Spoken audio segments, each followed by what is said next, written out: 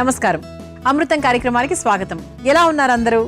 మరి ఈ రోజు మన అమృతం కార్యక్రమంలో చక్కటి సంప్రదాయకరమైన వంటకాలతో మీ ముందుకు వచ్చేసానండి. అమృతంలో అన్ని మిక్స్ ఉంటాయి. అంటే కేవలం ట్రెడిషనల్ వంటలు మాత్రమే కాకుండా అల్పాహారానికి సంబంధించినవి, కొంచెం పిల్లలకి సంబంధించి వాళ్ళకి కాస్త యాడ్ ఆన్స్ చేసుకుంటూ, వాళ్ళకి కాస్త సాలెడ్స్, అంటే కొంచెం యూత్లో ఉన్న వాళ్ళకు, ఒక వయసులో ఉన్న వాళ్ళు ఎక్కువ సాలెడ్స్ తింటూ వాళ్ళు వెయిట్ లాస్ అవ్వాలనుకుంటూ ఉంటారు. అలా సాలెడ్స్, తర్వాత పెద్దవాళ్ళకి అనుగుణంగా ఉపయోగపడే విధంగా మిల్లెట్స్, ఇలా రకరకాల ఆహారాలను మిక్స్ చేస్తూ మన అమృతంలో అన్ని వయసుల వారికి తగ్గట్టుగా పరిచయం చేస్తూ ఉంటాం. నాకు తెలిసి అందరికీ కూడా మా వంటలు నచ్చుతున్నాయి అనుకుంటున్నాను. చాలా మంది మాకు ఆ విషయాలు చెప్తున్నారు కూడా. మరి ఇంకెందుకు ఆలస్యం, అటువంటి చక్కటి వంటకాలతో ఈ రోజు మన అమృతం కార్యక్రమం కూడా రెడీ అయిపోయింది. కాబట్టి మొదలు పెట్టేద్దాం. సాంప్రదాయకరమైన వంటకం అన్న వెంటనే మనకి ముందుగా కొన్ని పండగలు గుర్తొస్తూ ఉంటాయి. పండగల్లో మనం ఎక్కువగా చేసుకునే వంటలు గుర్తొస్తూ ఉంటాయి. అందులో పూర్ణం కుడుములు మాత్రం 100% గుర్తొస్తాయి. మరి పూర్ణం కుడుములు ఇంతవరకు రాని వాళ్ళు, ఎలా చేయాలో తెలియని వాళ్ళు, బిగినర్స్ ఉంటారు కదా, ఈరోజు నేర్చేసుకోండి. మరి ముందుగా పూర్ణం కుడుములు తయారు చేసుకోవడానికి కావాల్సిన పదార్థాలు ఏంటో చూసేద్దాం. పూర్ణం కుడుములు తయారు చేసుకోవడానికి కావాల్సిన పదార్థాలు: 1 కప్పు వరిపిండి, 1 కప్పు బెల్లం తురుము, నెయ్యి 4 టేబుల్ స్పూన్లు, ఉప్పు తగినంత, కొబ్బరి తురుము 1 కప్పు, యాలకుల పొడి 1 టేబుల్ స్పూన్, ఉడకబెట్టుకున్న పెసరపప్పు 1 కప్పు. పూర్ణం కుడుములు తయారు చేసుకోవడానికి కావాల్సిన పదార్థాలన్నీ కూడా రెడీగా ఉన్నాయి.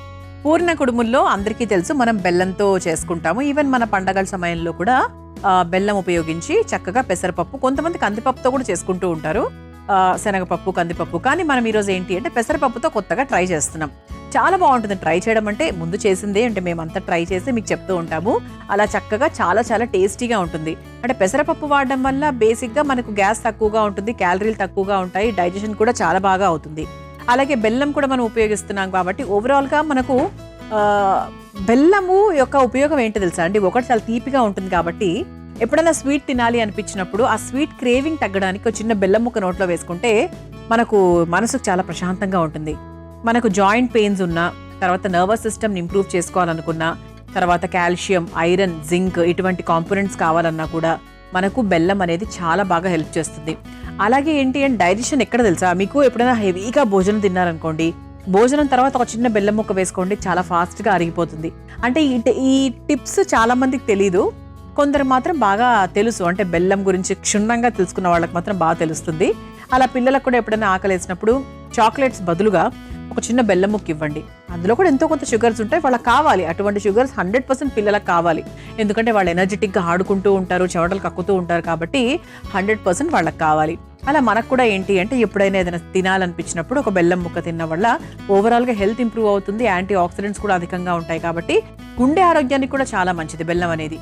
సో మరి అటువంటి కాంబినేషన్లో చాలా సాంప్రదాయకరమైనటువంటి వంట కుడుములు అంటేనే మనకు మంచి ట్రెడిషనల్ వంట కదా. అయితే ఆవిరి మీద చేస్తున్నాం కాబట్టి ఆరోగ్యానికి కూడా చాలా మంచిది. ఎటువంటి నూనె, నెయ్యి ఎక్స్ట్రాగా ఏమీ వాడడం కాబట్టి హాయిగా ఉంటుందన్నమాట. అంటే పొట్టకు కూడా చాలా ప్రశాంతంగా ఉంటుంది. ఫస్ట్ మనం ఏం చేద్దామంటే స్టవ్ వెలిగించేసుకుందాం. పూర్ణం కుడుములకు సంబంధించి ఒక స్టఫింగ్ తయారు చేసుకుందాం.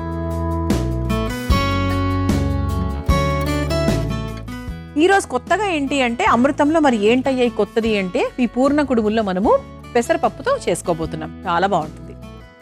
బాండి కూడా కాస్త వేడెక్కింది కాబట్టి ముందుగా 1 కప్పు బెల్లం వేసుకుంటున్నాం. 1 కప్పు బెల్లము, అలాగే దానికి 1 కప్పు పెసరపప్పు. ఓకే, నానబెట్టుకున్న పెసరపప్పు ఆల్రెడీ మనం ఉడికించుకున్నాం.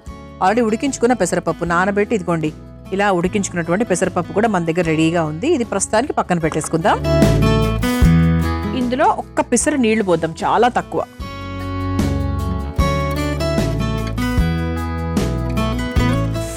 ఇది ఒకసారి కరిగించుకుందాం. ఈ మధ్య చాలా వరకు మనకు తాటి బెల్లం పొడి దొరుకుతుంది, అవి కూడా ఉపయోగించుకోవచ్చు, బాగానే ఉంటుంది. తాటి బెల్లం కూడా చాలా ఎక్కువగా దొరుకుతుంది. అండ్ ఎక్కడ మనకి కరెక్ట్గా దొరుకుతుంది, చాలా క్వాలిటీ ఎక్కువగా ఎక్కడ ఉంటుంది అనేది ఒక్కసారి మీరు చూసుకొని దాన్ని బట్టి చేసుకోవాలి.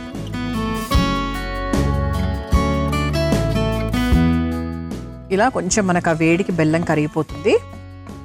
బెల్లం కరిగిన తర్వాత ఇందులో మనం పచ్చి కొబ్బరి తురుము కూడా వేసుకుందాం. ఇందులో 1 పిసరు నెయ్యి కూడా వేసుకోవచ్చు, బాగుంటుంది, టేస్టీగా ఉంటుంది. కొంచెం నెయ్యి వేసుకుంటే, కొద్దిగా నెయ్యి వేసుకుని మిక్స్ చేసుకుందాం.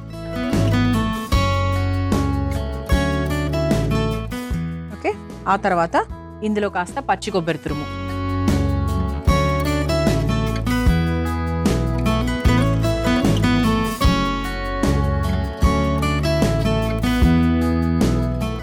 పచ్చి కొబ్బరి తురుము వేసేసుకున్నాం కదా, ఒకసారి బాగా మిక్స్ చేసేసుకుందాం.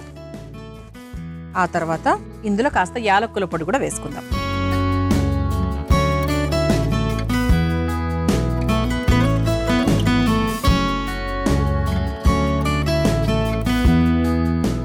ఇది కొంచెం మనకు ఒక 1 మినిట్ ఇలా వేగిన తర్వాత మనము ఇలా చక్కగా ఉడికించుకొని పెట్టుకున్నటువంటి పెసరపప్పు ఏదైతే ఉందో అది వేసేసుకుందాం.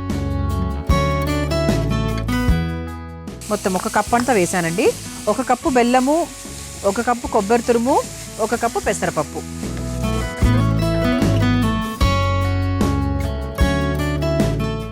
ఇది చక్కగా మనం మీడియం ఫ్లేమ్లో పెట్టుకొని బాగా మిక్స్ చేసుకోవాలి. అంటే మనకు ఆ పచ్చి వాసన అది పోవాలి, దీంట్లో ఉన్న తేమ పోవాలి, మనకు ఉండ కట్టుకోవడానికి అణువుగా ఉండాలి, అలా అన్నమాట. ఇది ఒకసారి బాగా కలిపేసుకుందాం.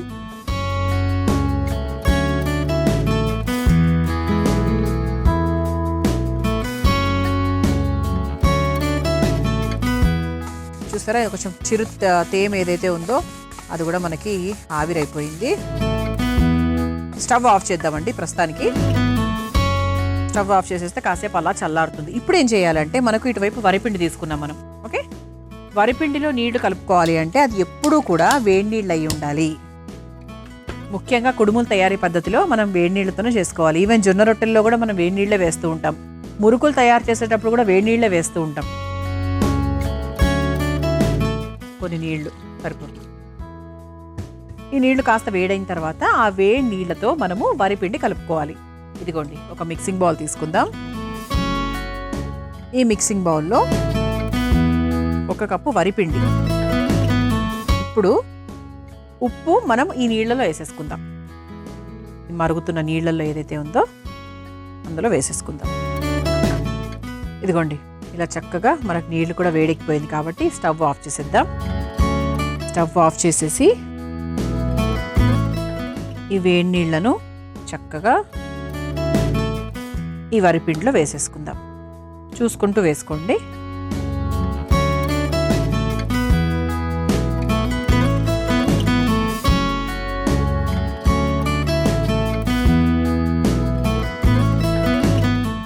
కొంచెం లైట్గా ఉప్పు ఆల్రెడీ యాడ్ చేసేసాం కాబట్టి చక్కగా ఉంటుంది టేస్ట్ కూడా.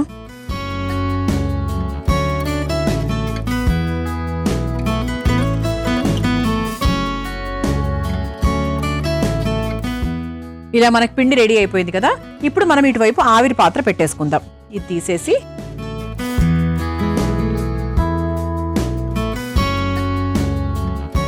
చక్కగా ఆవిరి పాత్ర తీసేసుకొని దీంట్లో కాస్త నీళ్లు పోసుకుందాం.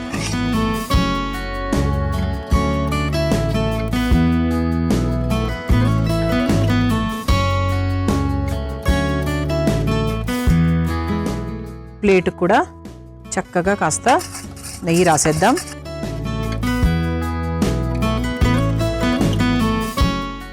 ఇప్పుడు స్టవ్ వెలిగించేసుకుందాం.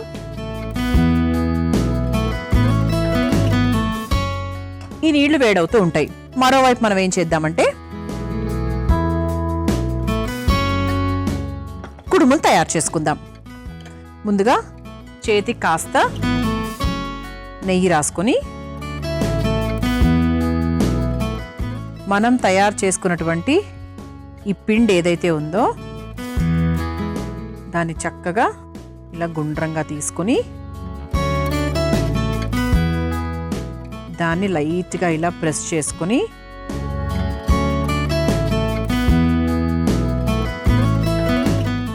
ఇలా రెడీ అయినటువంటి ఈ బెల్లం మిశ్రమాన్ని కూడా ఇలా కొంచెం కొద్దిగా తీసుకుని ఇలా ఉంచేసి క్లోజ్ చేసుకుందాం.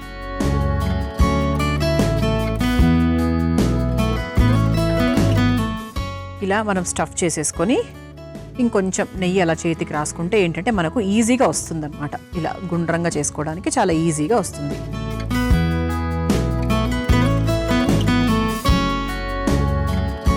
ఈ విధంగా మనం గుండ్రంగా తయారు చేసుకోవాలి. ఇదిగోండి ఇలా తయారు చేసుకుని ఈ ఆవిరి పాత్రలో ఒక్కొక్కటి పెట్టేసుకుందాం. మిస్ అయిన వాళ్ళు ఇంకొకసారి చూడొచ్చు.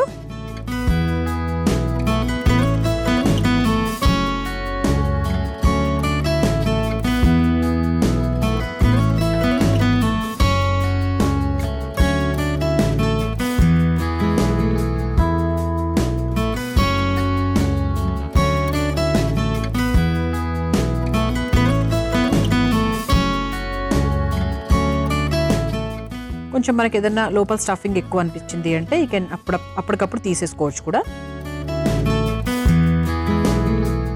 చక్కగా ఇక్కడ మనకి ఎండ్స్ ఓపెన్ అవ్వకుండా క్లోజ్ చేసుకొని కాస్త నెయ్యి తీసుకొని చక్కగా గుండ్రంగా చేసుకోవచ్చు.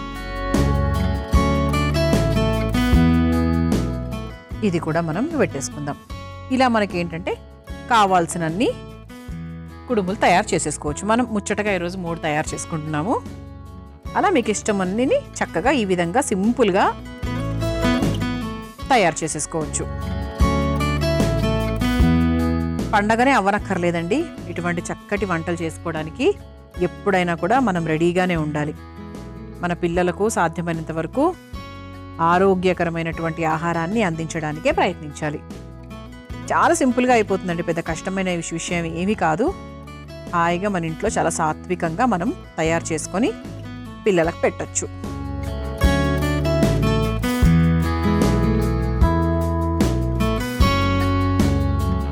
ఓకే, ఈ విధంగా మనం కుడుములన్నీ కూడా అమర్చేసుకున్నాం కాబట్టి మూత పెట్టేసి ఒక 8 నిమిషాల పాటు ఆవిరి మీద ఉడికిచ్చేసామంటే చక్కగా మన ఆవిరి కుడుములు రెడీ అయిపోతాయి. సాధారణంగా వృద్ధులకు మోకాళ్ళ నొప్పులు ఎక్కువగా వస్తూ ఉంటాయి. అలాంటి వాళ్ళ కోసం ఈ చిట్కా చాలా బాగా ఉపయోగపడుతుందండి. వెల్లుల్లి రసాన్ని పరగడుపును తీసుకోవడం వల్ల అనేక రకాలైన లాభాలు ఉంటాయి. ఒకటి, కీళ్ల నొప్పులు, మోకాళ్ళ నొప్పులు తగ్గుతాయి. అలాగే ఒంట్లో ఉండే కొలెస్ట్రాల్ కూడా చాలా వరకు తగ్గుతుంది. మరి ఈ చిట్కా నాకు తెలిసి చాలా అవసరపడుతుంది కాబట్టి తప్పకుండా ప్రయత్నించండి. చక్కగా ఆవిరి మీద ఉడికిచ్చేసుకున్నాం. ఒక 5 to 6 minutes టైం పట్టిందండి. స్టవ్ కూడా ఆఫ్ చేసేసాను. చక్కగా మనకు ఆవిరి కూడా డౌన్ అయింది. ఒకసారి చూద్దాం. సో డెఫినెట్గా పైనుంచి లుక్ అయితే డెఫినెట్గా ఏమీ మారదు. ఇప్పుడు ఒక స్పూన్తో ఒక్కొక్క ఆవిరి కుడుమును తీసుకొని చక్కగా సర్వింగ్ ప్లేట్లోకి తీసుకొని సర్వ్ చేసేసుకుందాం.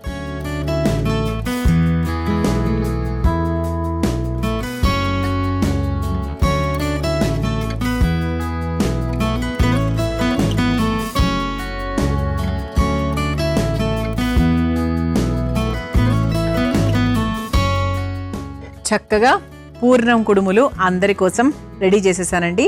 ఆవిరి మీద చాలా ట్రెడిషనల్గా మనం చేసినటువంటి పద్ధతి, ఎక్కువ నూనె నెయ్యి ఏమీ వాడలేదు, చాలా సాత్వికమైన వంట అని కూడా చెప్పొచ్చు. మరి పూర్ణం కుడుములు మీరు తయారు చేసుకోవాలనుకుంటే కావాల్సిన పదార్థాలు, తయారు చేసుకునే విధానం మరొకసారి చూసేయండి. పూర్ణం కుడుములు తయారు చేసుకోవడానికి కావాల్సిన పదార్థాలు: 1 కప్పు వరిపిండి, 1 కప్పు బెల్లం తురుము, నెయ్యి 4 టేబుల్ స్పూన్లు, ఉప్పు తగినంత, కొబ్బరి తురుము 1 కప్పు, యాలకుల పొడి 1 టేబుల్ స్పూన్, ఉడకబెట్టుకున్న పెసరపప్పు 1 కప్పు. పూర్ణం కుడుములు తయారు చేసుకునే విధానం: ముందుగా స్టవ్ వెలిగించి బాండీలో బెల్లం, నీళ్లు వేసి కరిగించుకోవాలి. తర్వాత అందులో కాస్త నెయ్యి, పచ్చి కొబ్బరి తురుము, యాలకుల పొడి, ఉడికించుకున్న పెసరపప్పు వేసి కలిపి 2 నిమిషాల పాటు మగ్గించుకొని చల్లార్చుకోవాలి. ఇప్పుడు మరో స్టవ్ వెలిగించి బాండీలో నీళ్లు పోసి అందులో కాస్త ఉప్పు కూడా వేసి మరిగించుకోవాలి. తర్వాత ఒక మిక్సింగ్ బౌల్లో వరిపిండి, మరిగించుకున్న నీళ్లు పోసి ముద్దలాగా కలుపుకోవాలి.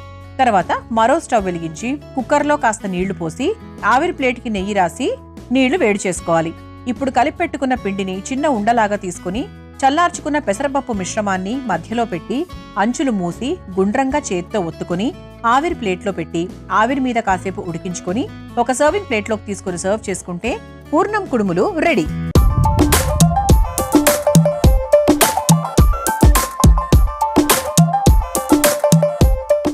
చూసారు కదా పూర్ణం కుడుములు ఎంత సులభంగా తయారు చేసుకోవచ్చో. రుచి చూసి ఎలా ఉందో చెప్తాను.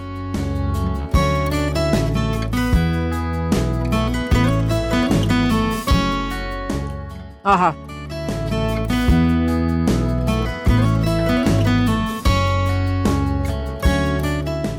ఎంతైనా సాత్వికమైన వంటలు, ట్రెడిషనల్ వంటలు అంటే వీటికి ఏది ఎదురు రాదని చెప్పచ్చండి. ఎంత హాయిగా ఉందో, కమ్మగా ఉందో. అంటే అలా ఒక బయట తిని ఆగడం చాలా కష్టము. నేను ఆగాను అనమాట మీ అందరి కోసం, ఎందుకంటే రెండో వంట స్టార్ట్ చేయాలి కాబట్టి. చాలా చాలా టేస్టీగా ఉందండి. ఒక పిసర్ ఉప్పు కూడా పడాలి మనకి పిండిలో, అంటే పై పిండి ఉంటుంది కదా మనకి వరిపిండి. కొంతమంది వేయరు, అసలు అలవాటు లేదు, కానీ వేయాలి. వేస్తే ఆ టేస్ట్ అనేది ఇంకా చాలా బాగుంటుంది. ఈసారి ట్రై చేయండి. ఇక రెండో వంటలోకి వెళ్ళిపోదామా?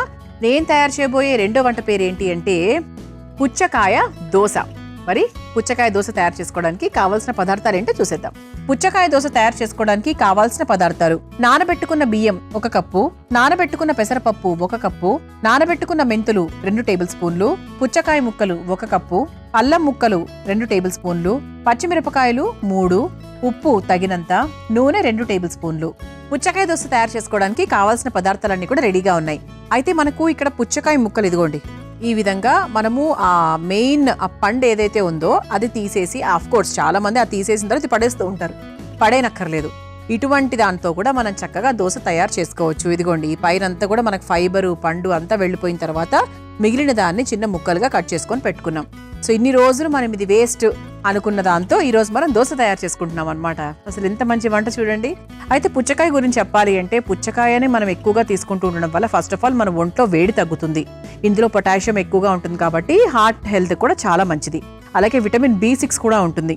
ఓవరాల్గా చెప్పాలి అంటే మనకు నర్వ్ హెల్త్ని ఇంప్రూవ్ చేసుకోవడానికి, నరాల శక్తిని పెంచుకోవడానికి ఇది చాలా బాగా సహాయపడుతూ ఉంటుందన్నమాట. మరి ఈ రోజు మనం దాని తొక్కతో ఆల్మోస్ట్ చెప్పాలి అంటే దోశ తయారు చేసుకుంటున్నాం. అది కూడా మనకు బ్రౌన్ రైస్తో చేసుకుంటున్నాం కాబట్టి మన క్యాలరీస్ తక్కువగా ఉంటాయి, వెయిట్ తగ్గిస్తుంది. వెయిట్ విషయంలో హ్యాపీగా తినచ్చు. ఆ తర్వాత షుగర్ ఉన్న వాళ్ళు కూడా తినచ్చు, డైజెషన్కి కూడా చాలా చాలా మంచిది. ఓకే, జాయింట్ పెయిన్స్ ఉన్న వాళ్ళు కూడా బ్రౌన్ రైస్ ఎక్కువగా తినాలి అని చెప్తూ ఉంటారు. మనకి బ్రౌన్ రైస్ కూడా ఏంటి అంటే మనకి నర్వ్ హెల్త్ని ఇంప్రూవ్ చేయడానికి మనకు బ్రౌన్ రైస్ కూడా చాలా మంచి పాత్ర పోషిస్తుంది. కాబట్టి మరి అటువంటి చక్కటి బ్రౌన్ రైస్తో అలాగే మనకి పుచ్చకాయ తొక్కతో మనం ఈరోజు దోశ తయారు చేసుకోబోతున్నాం. అయితే ఫస్ట్ మనం ఈ పిండిని ఎలా రెడీ చేసుకోవాలి, ఏమేమి వేస్తున్నాము అంటే మన ముఖ్యమైన పదార్థం ఏంటి ఇందులో అంటే పుచ్చకాయ ముక్కలు ఇంత వేస్తే సరిపోతుందండి. ప్రస్తుతానికి నేను వేసే దోశకి ఈ క్వాంటిటీ సరిపోతుంది. ఆ తర్వాత ఇందులో నానబెట్టుకున్న పెసరపప్పు, ఓకే, దీనికి తగ్గట్టుగా వేశాను. ఆ తర్వాత నానబెట్టుకున్న బ్రౌన్ రైస్, ఓకే. ఆ తర్వాత ఇందులో అల్లం ముక్కలు, ఆ తర్వాత పచ్చిమిరపకాయలు, ఆ తర్వాత నానబెట్టుకున్న మెంతులు,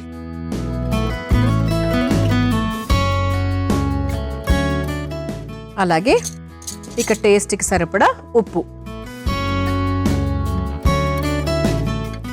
మనము పిండి రుబ్బుకున్న తర్వాత కూడా వేసుకోవచ్చు, అప్పుడు ఇంకా కరెక్ట్గా తెలుస్తుంది యాక్చువల్లీ. ఇప్పుడు ఈ మిశ్రమాన్ని చక్కగా ఏమాత్రం నీళ్లు ఉపయోగించకుండా, ఎందుకంటే ఆల్రెడీ నానబెట్టినవే ఉన్నాయి సగం ఇందులో. ఇంకోటి ఏంటి అంటే పుచ్చకాయ, దాంట్లో కూడా మనకు నీరు శాతం ఉంటుంది కాబట్టి నీళ్లు పోయాల్సిన అవసరం నాకు తెలిసి అస్సలు లేదు. సో చక్కగా నేను రుబ్బుకొని తీసుకొచ్చేస్తానండి దోశ పిండిలాగా. ఆ తర్వాత దోశ వేసేసుకుందాం. ఓకే, చూసారా ఇలా చక్కగా పిండి రెడీ చేసేసాను. ఇందులో ఎటువంటి నీళ్లు ఉపయోగించలేదండి. సో చక్కగా రెడీ అయిపోయింది. ఓకే, ఇప్పుడు మనము స్టవ్ వెలిగించేసుకుందాము. తవ్వ వేడవుతుంది.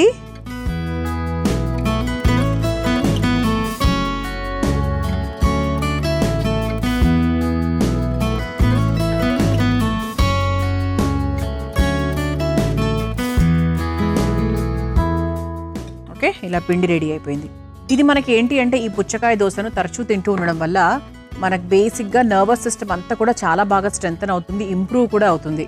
ఓకే, సో 100% ఇది తినడం మొదలు పెట్టేసేయండి.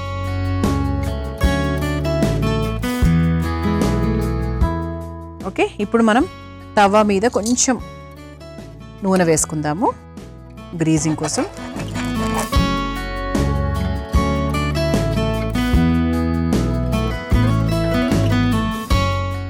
పెనం ఇంకొంచెం లైట్గా వేడెక్కిన తర్వాత మనం ఈ పుచ్చకాయ దోశ వేసేసుకోవచ్చు. ఇది కూడా ఒక రకంగా చెప్పాలి అంటే ఇన్స్టెంట్ కన్నా కూడా ఒక 3 గంటల పాటు నానబెట్టుకుంటే బెటర్. ఎందుకంటే మనకు బ్రౌన్ రైస్ అయినా కూడా పెసరపప్పు అయినా కూడా ఒక 3 గంటల పాటు నానబెట్టుకుంటే ఇది ఇంకా బాగా వస్తుంది అనమాట. సో మీరు డిన్నర్ లాగా మీరు దీన్ని ప్రిఫర్ చేయాలి అనుకుంటే కూడా చేసుకోవచ్చు. పెనం కూడా వేడెక్కింది కాబట్టి ఇక పుచ్చకాయ దోశ వేసేసుకుందాం.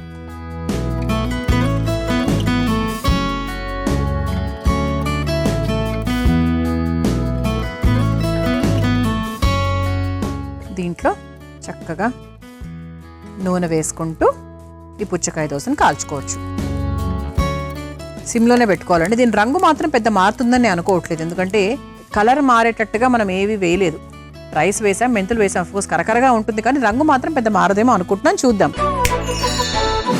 మనం ఏదైనా స్వీట్స్ తయారు చేసుకునేటప్పుడు పంచదార పాకం పడుతూ ఉంటాం.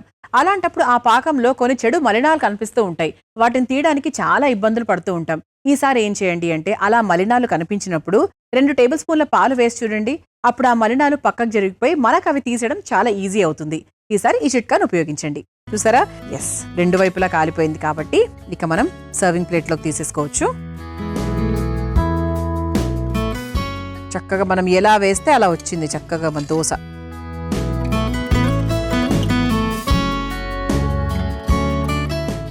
ఇలా వేడివేడిగా కరకరలాడే పుచ్చకాయ దోశ మీ అందరి కోసం రెడీ చేసేసాను. మరి మీరు తయారు చేసుకోవాలనుకుంటే కావాల్సిన పదార్థాలు, తయారు చేసుకునే విధానం మరొకసారి చూసేయండి. పుచ్చకాయ దోశ తయారు చేసుకోవడానికి కావాల్సిన పదార్థాలు: నానబెట్టుకున్న బియ్యం 1 కప్పు, నానబెట్టుకున్న పెసరపప్పు 1 కప్పు, నానబెట్టుకున్న మెంతులు 2 టేబుల్ స్పూన్లు, పుచ్చకాయ ముక్కలు 1 కప్పు, అల్లం ముక్కలు 2 టేబుల్ స్పూన్లు, పచ్చిమిరపకాయలు 3, ఉప్పు తగినంత, నూనె 2 టేబుల్ స్పూన్లు. పుచ్చకాయ దోశ తయారు చేసుకునే విధానం: ముందుగా ఒక మిక్సింగ్ బౌల్లో పుచ్చకాయ ముక్కలు, నానబెట్టుకున్న పెసరపప్పు, నానబెట్టుకున్న దంపుడు బియ్యం, అల్లం ముక్కలు, పచ్చిమిర్చి, నానబెట్టుకున్న మెంతులు, సరిపడా ఉప్పు వేసి మెత్తగా దోశ పిండిలాగా రుబ్బుకోవాలి. తర్వాత స్టవ్ వెలిగించి తవ్వాకి నూనె రాసి వేడి చేసుకుని సిద్ధం చేసుకొని పెట్టుకున్న పిండిని దోశలాగా వేసుకుని నూనెతో 2 వైపులా కాల్చుకుని ఒక సర్వింగ్ ప్లేట్లోకి తీసుకుని సర్వ్ చేసుకుంటే పుచ్చకాయ దోశ రెడీ.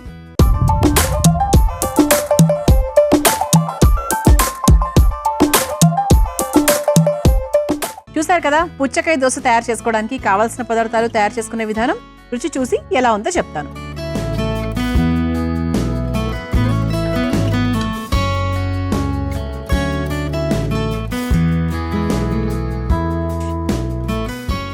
బాగుందండి. అంటే అసలు ఇందులో పుచ్చకాయ వేసామా అన్నట్టుగా అనిపిస్తుంది. పెసరపప్పు టేస్ట్ తెలుస్తోంది, మెంతులు అవన్నీ ఓకే. అసలు పుచ్చకాయ రుచి నాకు ఉందా లేదా అన్నట్టుగా అనిపిస్తోంది. అంటే తెలియట్లేదు అనమాట. అంటే అది కూడా కొంచెం మనకు చప్పగానే ఉంటుంది కదా, సో దానికంటూ పెద్ద టేస్ట్ ఉంటుంది కాబట్టి అలా ఉంది. కానీ చాలా బాగుంది. అల్లం ఘాటు అది తెలుస్తోంది, చాలా టేస్టీగా ఉంది. అంటే అసలు దీనికంటూ ఒక టేస్ట్ ఉంది కాబట్టి అసలు దీనికి వేరే పచ్చళ్ళు కూడా అవసరం లేదు. కాకపోతే ఏదైనా చట్నీస్ అఫ్ కోర్స్ మనం ఎప్పుడు సౌత్ ఇండియన్స్ ఎప్పుడు కూడా చేసుకుంటాం కాబట్టి వాటితో పాటు తింటే ఇంకా బాగుంటుంది. తప్పకుండా మీరు కూడా ప్రయత్నించండి. చూసారు కదా, ఇవాటి అమృతంలో నేను పరిచయం చేసిన ఈ 2 వంటకాలు. రేపటి అమృతంలో మరో 2 వంటకాలతో మళ్ళీ కలుసుకుందాం. అంతవరకు సెలవు, నమస్కారం. ఈ కార్యక్రమాన్ని తిరిగి చూడాలనుకుంటే www.youtube.com/ETV Life Spiritual లో చూడవచ్చు.